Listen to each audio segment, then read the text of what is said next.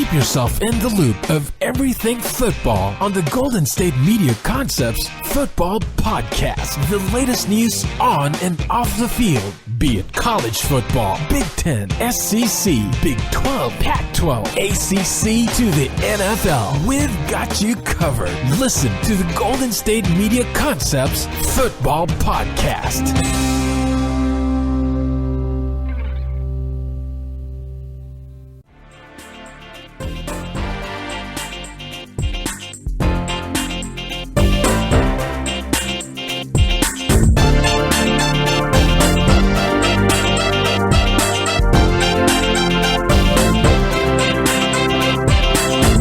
All right, and welcome to the GSMC Football Podcast. This episode is brought to you by the GSMC Podcast Network, and as always, I am your host, Jesse Topka.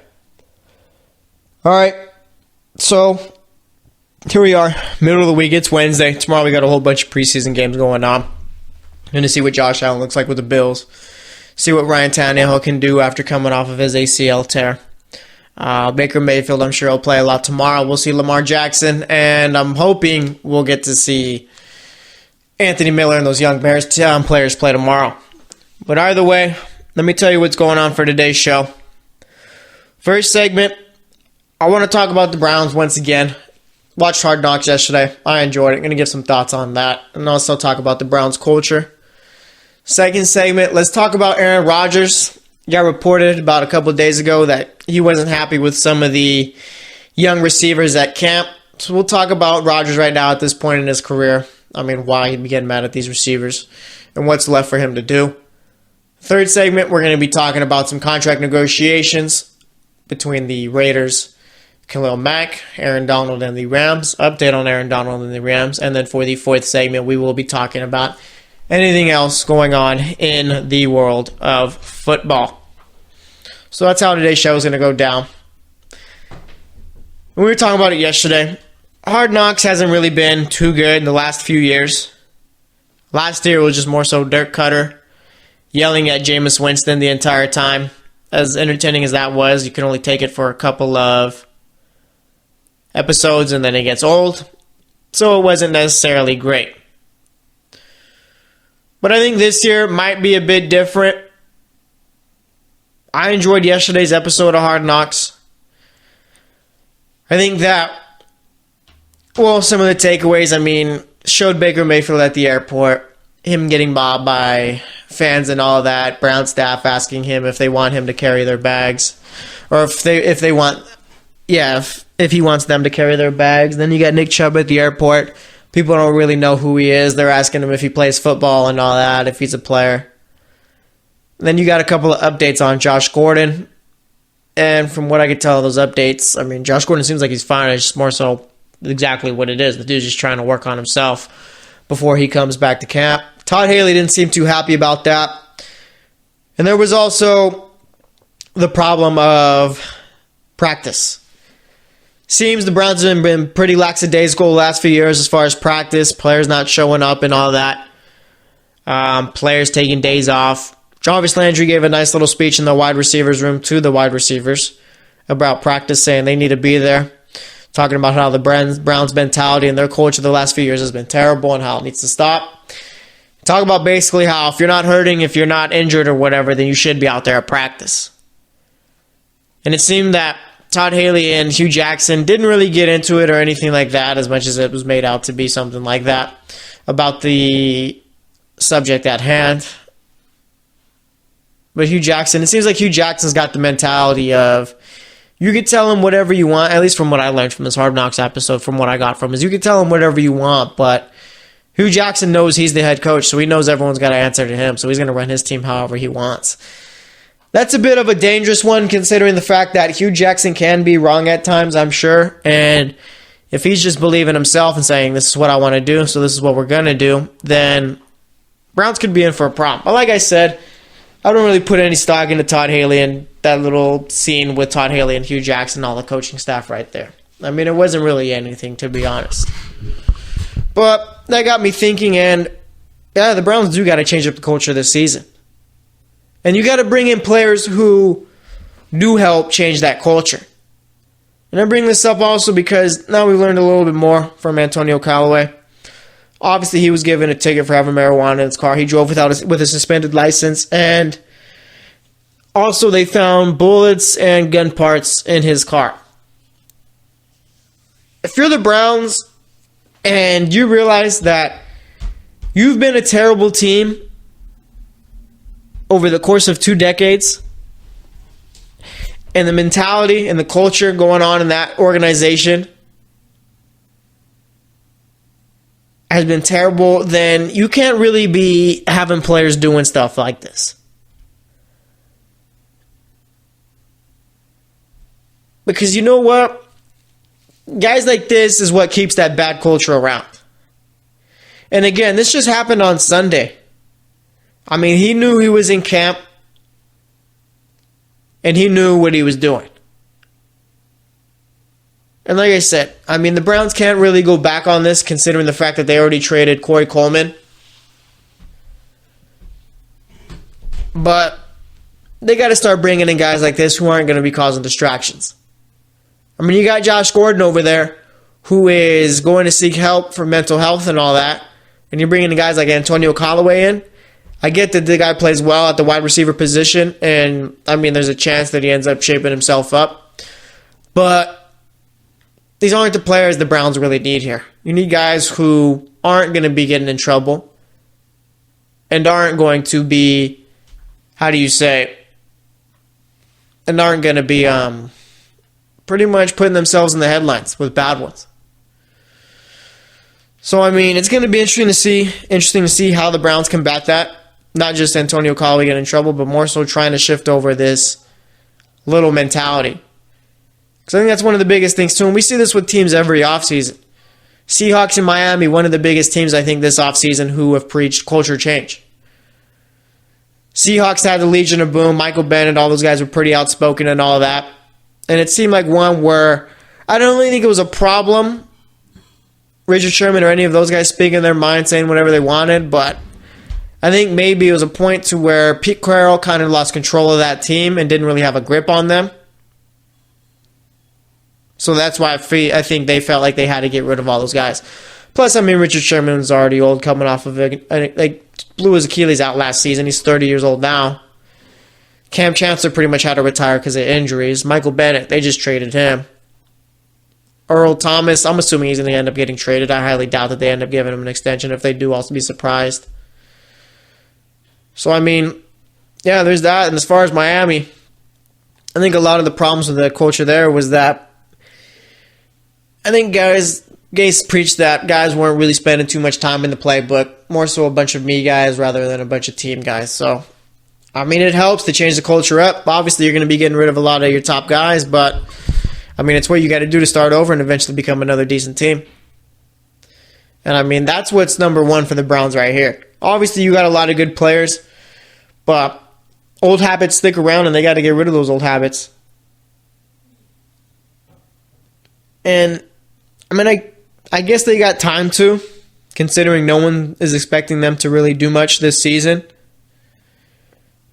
There's a point where Hugh Jackson kind of has to, because Hugh Jackson, as great of an offensive mind as he is, I mean, 1-31 in your last 2 seasons, not really a good means to keep yourself around with the team. And people are saying this Browns team will only win maybe 5 games, 7 games at the most. I think if Hugh Jackson doesn't get at least 7, then I think he gets the boot. Because, I mean, them bringing in John Dorsey and a whole new front office, but keeping the head coach really didn't make any sense to me. Normally, you don't see teams do that. When they bring in a whole new front office, they'll let that GM pretty much pick his own head coach and build through there. But obviously, the Browns wanted to do it a bit different. And, I mean, what happened? The Browns wanted to do things a bit different. And it seems like the Browns now are trying to work to this point of stability. And And I guess that kind of helps Hugh Jackson here. But there's a point where you don't want to stick with Hugh Jackson too long if he's not getting you the right results, meaning wins on the record. Because if you go 5-11 this year, I mean, honestly, what's different compared to last year? Yeah, you won 5 more games, but did you really truly improve? Because we know last year's Browns team, they were capable of winning some games. They were in a lot of close games. It wasn't like the Detroit Lions team that went 0-16. That was the true worst team in the history of the NFL. This Browns team had talent. It's just they couldn't put it together for 4 quarters. So we'll see what ends up happening with this team. Like I said, they got to start changing up the mentality. They got to start becoming a new team. They got to get rid of all the bad habits of this past Browns team. Because if not, I mean, nothing's really going to change. So you got to start there. But that's all I got to say about that. Of course, Hard Knocks, like I said, it wasn't. Like I said, I gave it a B-. It wasn't great. It wasn't terrible. It was good. Curious to see next week's, considering now we'll hear what they have to say about the Antonio Callaway thing. Josh Gordon possibly could be back, and plus it'll be the episode after their first game. So we'll see how Baker Mayfield did, what they thought of that, and everything else that has to do with this team. So we're going to wrap it up here. Next up, we're going to be talking about Aaron Rodgers, so stay tuned, and I'll be right back. Are you looking for help for your fantasy football team? Check out the GSMC Fantasy Football Podcast. Get today's best advice on who to start, who to sit, even who you should draft. From sleeper picks to red-hot lineups, they got it all covered for you. That's gsmcpodcast.com/fantasy-football-podcast. We'll cover traditional leagues, dynasty, PPR, even IDP leagues. When you need fantasy help, there's just one show to hit up. Don't forget to like them on Facebook and follow them on Twitter. Visit gsmcpodcast.com for more info.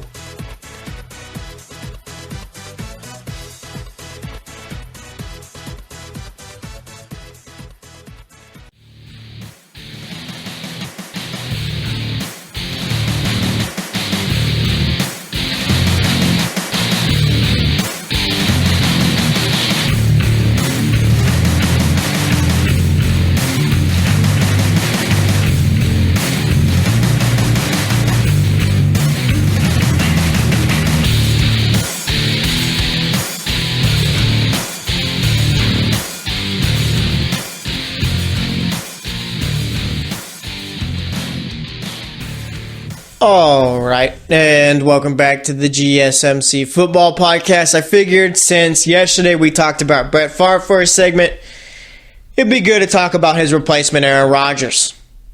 Aaron Rodgers and Favre didn't really seem to be the best of buddies, did they? I don't think Brett Favre was too happy about the fact that this California kid was ready to take his job, but either way it happened. Brett Favre did have opportunities to get back to the Super Bowl with Minnesota, but of course Brett Favre felt like it was a good idea to throw across the shoulder to someone else, being a Saints defender, and it didn't end up working out.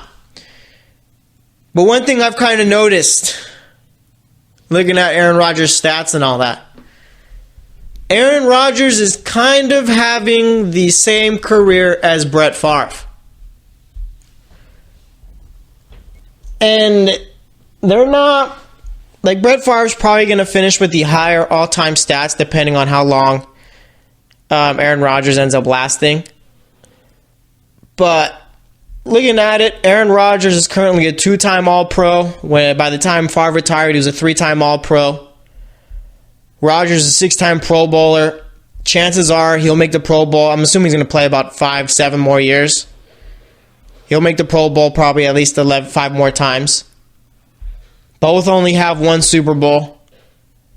Rodgers is a 2-time MVP. Favre is a 3-time MVP. Who's to say Rodgers can't get that third? I mean, he could easily get it this year if the Packers are good enough and make the playoffs.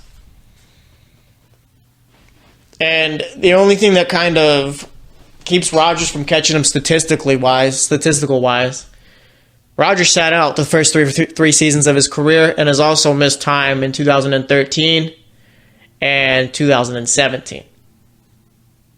So he's been in the league since 2005. That's about 13 seasons, but in reality has only played about 8 of those seasons, 8 full seasons.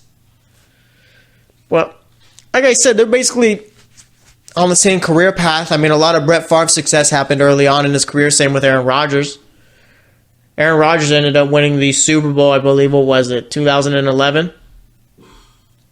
2010 actually is when they won the Super Bowl. So that was the third full year of him starting. I mean, can we see Aaron Rodgers winning another Super Bowl before he finishes off his career? I'm not too sure. Aaron Rodgers, as good as he is, I mean, do the Packers really strike you as a Super Bowl contender? I wouldn't necessarily say that. I think Rodgers does put them in the playoffs. And I might be underestimating them a bit. I mean, you got Devontae. Actually, let's take a look at the Packers roster. I don't think we've really done that at all this season. And see exactly what they're working with. So obviously Rodgers is going to be the quarterback there. You got Deshaun Kaiser, and I'm assuming Brett Hundley are going to be competing for the backup job. Green Bay's smart. You make Brett or Deshaun Kaiser the backup. Looks like Aaron Jones and Jamal Williams are going to be competing for that starting job. And then over at receiver, you let go of Jordy Nelson. Let him head over to Oakland. But you do have Devontae Adams, who I think is ready to become the true number one for that team. Randall Cobb, who's still playing well. And then they drafted Equanimeous St. Brown from Notre Dame. He's got a lot of raw potential, and it's just a matter of Green Bay's going to have to develop that. And then, of course, they brought on Jimmy Graham over from Seattle to become their starting tight end. Their tight end position is pretty old, but you got players who have done well over the course of their career, like Mercedes Lewis. He's not going to go out and get you 100 yards as a tight end, but he will block for you, and he will block well. They got Lance Kendricks there, who's done pretty well for himself over his career. Obviously not great at any one thing, but he lasted in the league 8 years. And like I said, you got Jimmy Graham. I mean, if you got Devontae Adams, Jimmy Graham, and Randall Cobb going this season playing well, then you don't really got to worry about the other guys at wide receiver. It's just the defense that just you kind of question. You got Muhammad Wilkerson, Mike Daniels.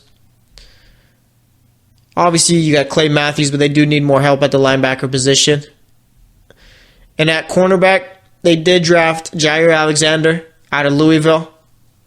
Also drafted Josh Jackson out of Iowa. I think we could all say that those were the two of the top 3 cornerbacks in this draft. They did need a lot of secondary help. And then you still do got Clinton Dix at the safety spot. But like I said, as far as this being an overall team, and as far as them being in the NFC, a conference with the Rams, Eagles, Vikings, and I feel like I'm missing a team. Teams like the Saints. It's not going to be easy just to get on Aaron Rodgers' shoulders and say, take us to the Super Bowl. You're going to need these other guys to step up. And it seems like not only is the NFC very strong right now, the NFC is very young. You got the Eagles. Carson Wentz, I mean, he's entering his 3rd year of his NFL career. Right now, Kirk Cousins is in his prime years. Jared Goff is entering his 3rd year. And then with the Saints, the only old thing about him is Drew Brees. Other than that, I mean, they're pretty solid all around. Aaron Rodgers, he's 34 right now. He's probably got about 8 more years left in his career. I'd say at the very most. And a lot of the younger guys around him are players who are either recently drafted and haven't been able to prove themselves, or you got a couple of guys like Devontae Adams, I'd say. Devontae Adams is the only true young player, I think, on the... Besides and Clinton Dix, too, I'd say. But it just... You don't really think of him as a younger player still, but more so guys who are set and solid at their positions right now. Everyone else, I think, is a question mark. Or at least just old veterans. So... I do get why Aaron Rodgers may be getting frustrated with the younger receivers, and that's probably because of the fact that you don't got much time left to win a Super Bowl. I mean, like I said, we named the 4 teams earlier. The Bears are a young team. Carolina's got Cam Newton in his prime. Atlanta's got Matt Ryan in his prime. San Francisco's a young team. Arizona's a young team. I mean, there's a lot of young teams who are still pretty good right now who are going to be good for a while. It's not like the NFC the last couple of years where, yeah, you have your couple of Super Bowl contenders and that's it. So, I mean, if Aaron Rodgers doesn't play it cool, like I said, he can end up like Brett Favre. And I don't think that's necessarily a bad thing, but I think we could all agree that Brett Favre and Aaron Rodgers probably should have more than one Super Bowl win in their career. Aaron Rodgers especially. Aaron Rodgers is probably the most talented quarterback of all time. As far as him being smart at the line of scrimmage, audibles and all that, kind of the Peyton Manning genius stuff. The talent of pretty much Dan Marino, rocket arm. Rodgers is able to get outside the pocket, throw on the run like it's nothing. I mean, the guy is literally great at every aspect of playing quarterback. But, of course, if he doesn't get another Super Bowl, I don't think he'll ever be regarded as far as being a top 5 quarterback all time. I think Aaron Rodgers will end up going down as a quarterback who, like I said, basically Brett Favre had all the talent in the world, but only ended up winning it once. And that's not technically fair, considering that both Brett Favre and Aaron Rodgers are, I'd say, better than they get credit for. But it's just the way it is. And as far as this season for the Packers, I mean, what I expect from them, let me take a look at their schedule real quick. So they got the Bears week 1, then they got to play the Vikings, then they got to play in Washington, then they got the Bills in Detroit, 49ers after that, at the Rams, at New England versus Miami, in Seattle, in Minnesota, versus Arizona, versus Atlanta, in Chicago, in New York, versus Detroit. I'm going to go wins-losses right here. I'm going to say they take the week 1 win against the Bears. I'm going to say they win week 2 against the Vikings. I'll take them week 3 against the Redskins. Week 4 against the Bills. I'm going to say they lose to the Lions, so that's 4-1 right there. I'd say they beat San Francisco, 5-1. 5-2 against the Rams. 5-3 against the Patriots. 6-3 against the Dolphins. 7-3 against the Seahawks. 7-4 against the Vikings. I'll go 8-4 against the Cardinals. 8-5 against the Falcons. 8-6 against the Bears, 9-6 against the Jets. I got them going 10-6 this season as of right now. I think that would be good enough to get them into the playoffs. Them splitting in their division and taking a couple games against some top teams and beating up on the teams that they need to beat up on. So I think 10-6 is pretty fair. And I mean, if you get Aaron Rodgers into the playoffs and the Packers, then they can go far. It's just a matter of getting there. Last year, they weren't able to. Struggled considering the fact that Aaron Rodgers was out most of the season with a broken collarbone, and you had Brett Hundley playing quarterback there. Nearly had a chance to get back into it, but came up short. So we'll see what this team ends up doing. But like I said, it's just these younger receivers got to get up to speed. Aaron Rodgers doesn't have much time to waste here. So we'll see what the Packers end up doing, but the NFC is looking mighty tough, so like I said, it'll be tough for them. But either way, we're going to wrap it up here. Next up, we're going to be talking about Khalil Mack and Aaron Donald, so stay tuned, and I will be right back.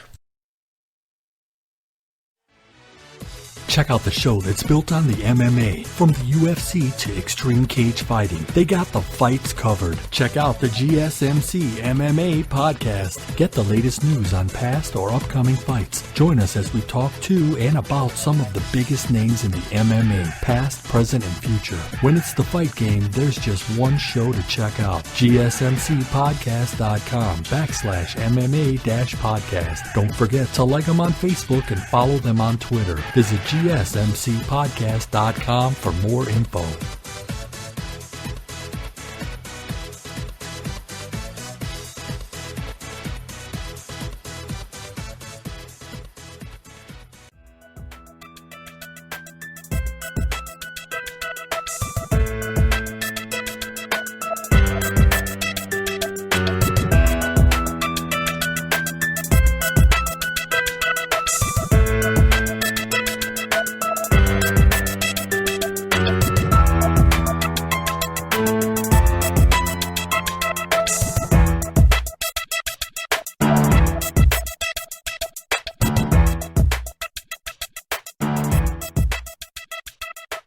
And welcome back to the GSMC Football Podcast. Spent that first segment talking about the Browns' culture the last few years, talked about why they've been so bad, talked about Hard Knocks also. And then in that second segment, we talked about Aaron Rodgers and the Green Bay Packers. So now we move on, and obviously there's still contract negotiations going on between Aaron Donald and the Rams, Khalil Mack and the Raiders. And also you got the Raiders asking Donald Penn to take a pay cut. So that's basically what we're going to be talking about for this segment. And as far as the Aaron Donald thing, it seems like him and the Rams are going to be getting a deal done. At least you had Les Snead coming out today, and the Rams GM Les Snead coming out today and saying that they're now in the same zip code as far as their contract negotiations. And I'm assuming the same zip code means they're getting closer and closer to reaching a deal.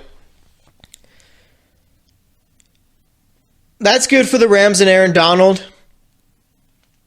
I'm assuming that this is probably, and you know what, I'm not even completely sure. I was assuming that maybe the deal between Aaron Donald and the Rams might be a team-friendly deal. But that wouldn't make no sense considering the fact that, why would Aaron Donald come out of a holdout for a team-friendly deal? He wouldn't. And Aaron Donald hasn't came out of his holdout yet. So I'm assuming this is going to be one where they kind of meet in the middle here. Because let me pull up what defensive tackles are making right now annually and see who's getting what as far as guaranteed money. So I'd say right now the player making the most guaranteed money is Marcel Darius. Actually, that's Fletcher Cox. He's got $63 million in practical guarantees. He was guaranteed $36 at signing. Marcel Darius, $42 at signing. I think we could all agree that Aaron Donald is better than both of these players. Aaron Donald is also younger than these players, I'm assuming. And let's see, Fletcher Cox got a 6-year, $102 million total deal, $102.6. Marcel Darius got 6 years, $96.5 million total. I'm assuming that Aaron Donald will most likely get 5 to 6 years, and it's got to be at least over what Marcel Darius is currently getting. Because they signed their contracts out in 2015, Cox in 2016, Darius in 2015, but obviously with it being a couple years back, money was different at that time. And looking at some of the more recently signed deals, let's see, you had Brandon Williams who signed his deal in 2017. He signed his deal for 5 years, $52.5 million. Jarrell Casey from Tennessee, defensive tackle there, signed a 4-year, $60.4 million deal in 2017. Quan Short, defensive tackle for Carolina, he signed a 5-year, $80.5 million deal in 2017. Let's see if I can find anything closer. Timmy Jernigan, 4 years, $48 million total.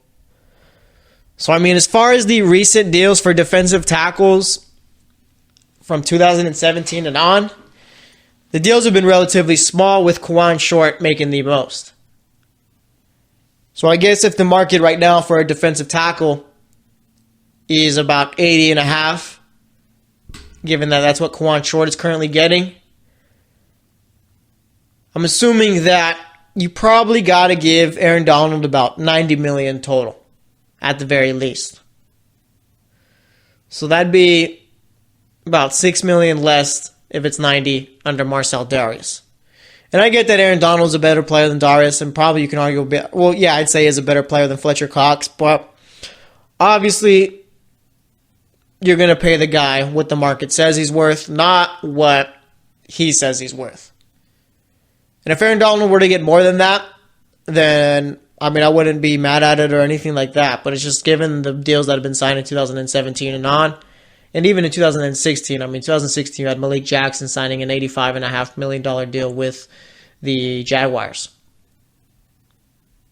And the Jaguars do have a lot of money tied up on that defensive line. They got, let's see, 2 of the top 4 highest paid defensive tackles in all of football.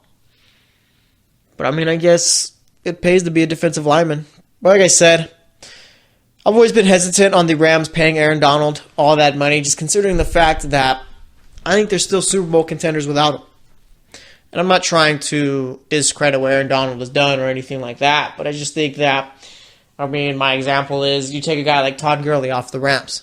They're going to get worse instantly. They're not Super Bowl contenders without Todd Gurley. That offense is nothing. You take Aaron Donald off of that defense. Defense does get worse, but the defense isn't terrible. The defense is still great.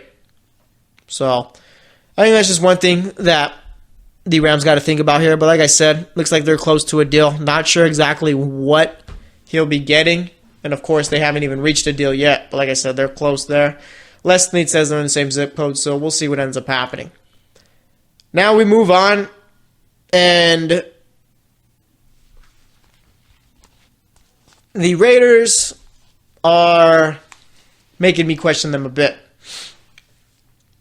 They're still trying to work out a deal with Khalil Mack. I'm not sure how much progress they've made. But either way, there's been trade rumors coming up surrounding Khalil Mack. Not where he's going, but just a question of, if it came down to it, is Khalil Mack someone who could be traded? And the answer, I'd say, is yes. I don't think that the Raiders would be smart at all to get rid of a player like that, no matter how much he's asking. Because I got to assume that he's asking for what Von Miller is currently getting. And what Von Miller is currently getting is absolutely ridiculous and also amazing at the same time. Ridiculous because he's getting paid higher than some of the top quarterbacks in the league as far as guaranteed money goes. But Von Miller is a man who, like I say, you take him off that defense, the Broncos are going to get worse. So you got to pay a guy like that. And I think you got to pay a guy like Khalil Mack maybe that type of money. Obviously, it's going to hurt a bit considering that, I mean, anytime you pay a player a large chunk of your salary cap, it's going to set you back a bit. But let's not forget that last season, the Raiders, I think you could say, had the worst defense out of anyone in that league. And Khalil Mack is probably the only bright spot with that team. I mean, honestly. And for there to be trade rumors coming up, I mean, Khalil Mack can't be too happy about that. I'm not sure what his agent would think about it, but, I mean, looking at him, he's played 4 years so far. Made the Pro Bowl 3 out of the last 4 years. Or I should say the Pro Bowl the last 3 years. And was an All-Pro 2 out of the last 3 years. This past season, I mean, the dude was getting doubled and triple teamed. He still came away with 10.5 sacks. Had the most tackles of his career so far. So, I mean, my point here is that even with all the double teams and everything, he's still productive. The man's still one of the best at his position. It made no sense considering, like I said, how bad the Raiders defense was last season to get rid of your best player. I think the best player on your team. The Rams are in a position to where if they lose Aaron Donald, they'll still be fine going forward. The Raiders were to lose Khalil Mack, the defense is in shambles, and that's going to hurt the team going forward. Obviously, you got to keep Mack. So I'm not sure, like I said, if these trade rumors, or at least his name coming up, are true, or if it's maybe just opposing team writers coming up with them just to generate a buzz. But let's just say they are. The Raiders would be out of their mind. Absolutely out of their mind to trade Khalil Mack. You don't trade a once-in-a-lifetime type of player like that. And I will say Khalil Mack definitely is a once-of-a-lifetime type player. The dude has all-time type talent. And if the Raiders end up trading him away, then, I mean, nothing has really changed with this franchise. How about we start making decent decisions rather than letting our best players go here? I mean, the dude was a first-team All-Pro in his second and third season. And you can't get a deal done there just because you don't want to pay the guy?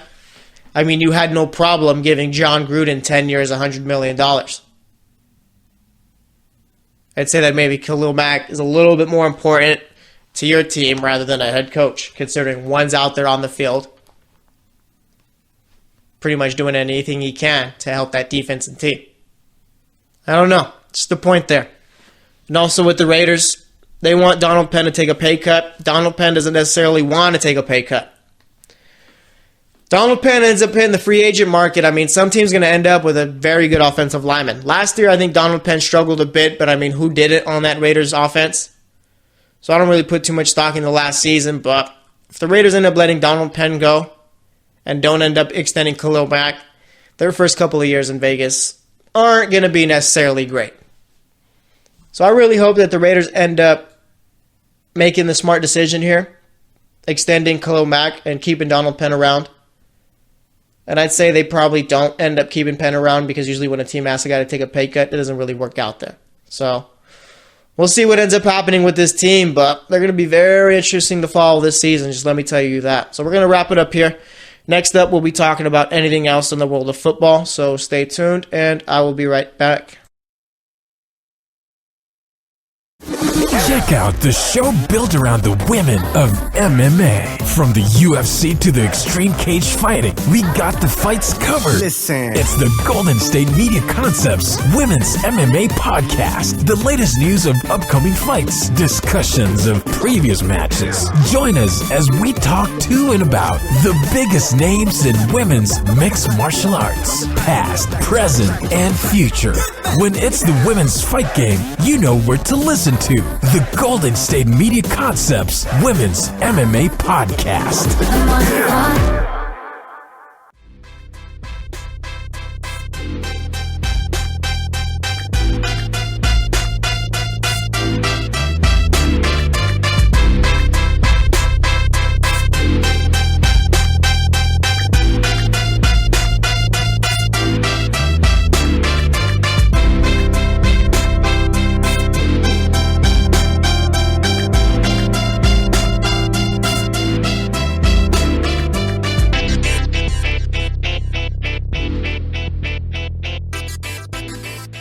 And welcome back to the GSMC Football Podcast. So far today, we've talked Browns, we've talked Aaron Rodgers, and we've talked Aaron Donald, Khalil Mack, and also Donald Penn.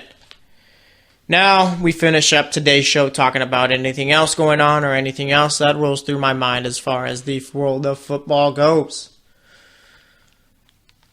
Basically, what I'm thinking about right now is my Super Bowl picks. We got preseason week 1 starting up tomorrow, the real preseason, not that Hall of Fame game that we got last week that was about as abysmal as it could have been. I mean, that was the worst game I've ever watched in my life. Even watching Lamar Jackson, I mean, the guy's explosive, but he can't save a whole Hall of Fame game. I should have known that. I shouldn't have came into this game thinking, oh yeah, we're going to get a great ball game here. Nope. Wasn't the case at all. Not at all. Terrible, awful game, boring. It was honestly a mission to get through. But either way, now we got the good preseason games coming up. And I'm just thinking about Super Bowl. Who's going to make the Super Bowl this year?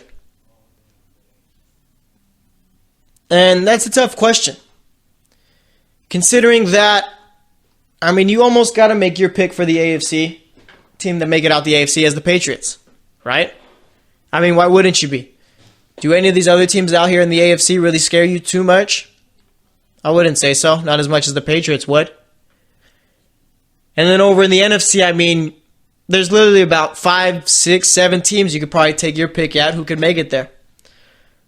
Let's see I'm going to see how many teams I truly think do have a chance to make it to the Super Bowl in the NFC. The Eagles, for sure. There's the Vikings, the Saints, and the Rams.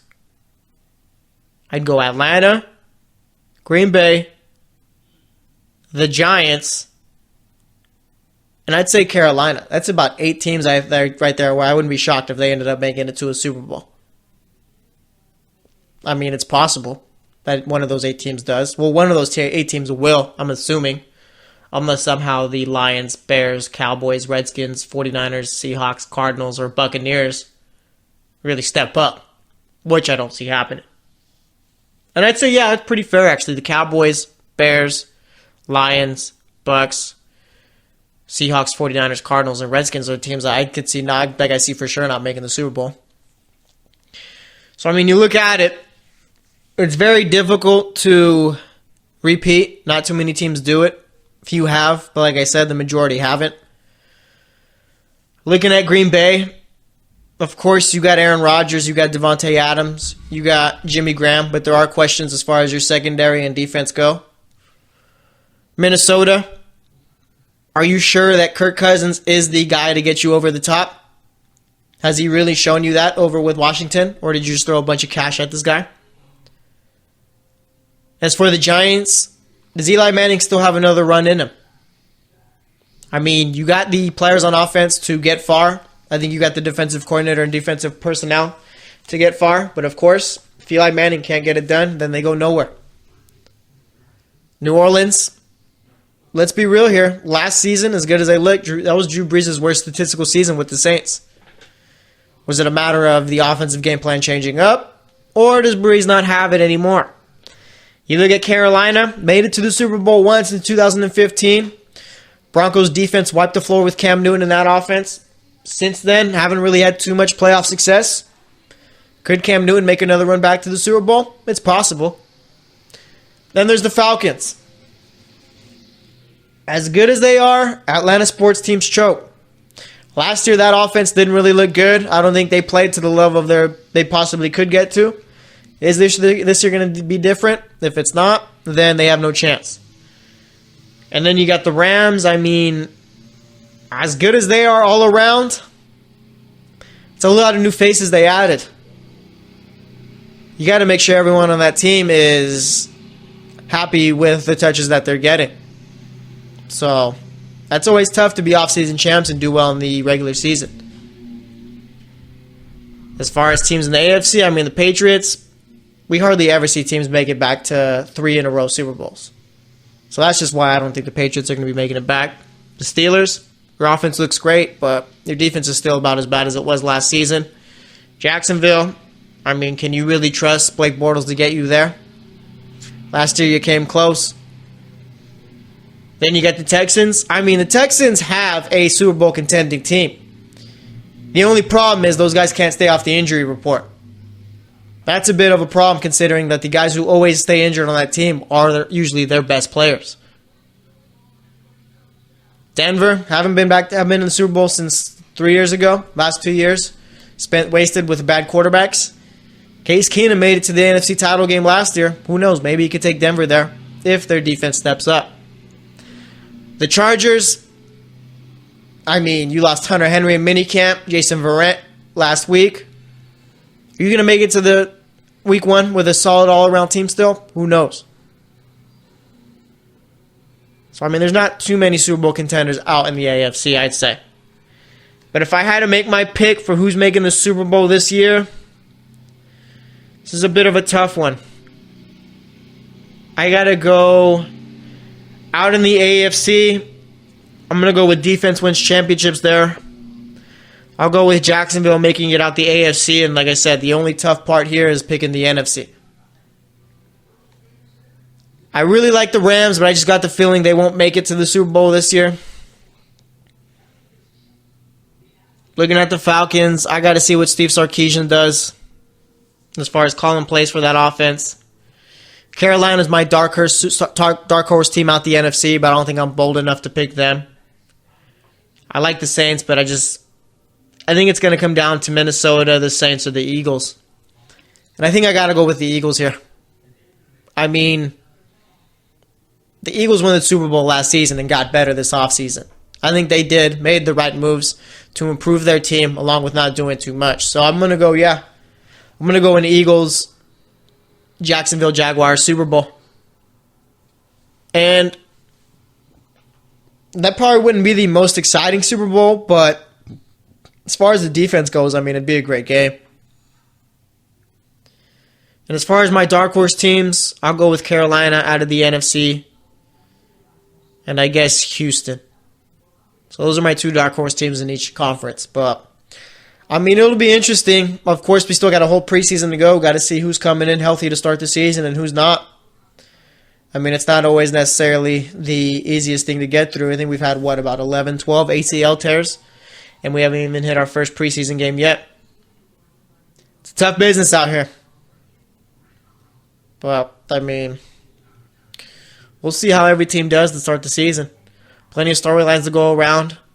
Out in the AFC East, can New England get back to it? Is Miami going to be mediocre once again, or will they become a decent team?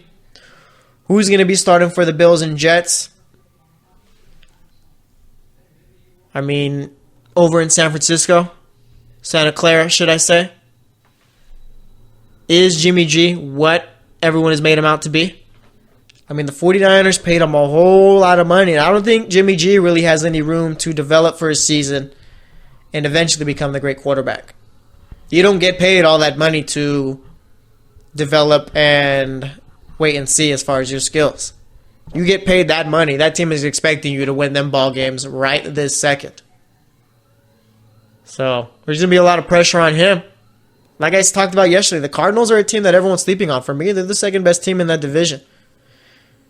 I mean, going 8-8 with 3 different quarterbacks playing that season and David Johnson being out the entire year, not necessarily the easiest thing to do, is it? No, it's not. Dallas, last season were without Ezekiel Elliott for 6 games. That hurt their season. This year, he'll be back, but I'm not necessarily sure that they'll be in the playoffs this season. I mean, they got a good squad, but the secondary and wide receiver corps kind of scares me there.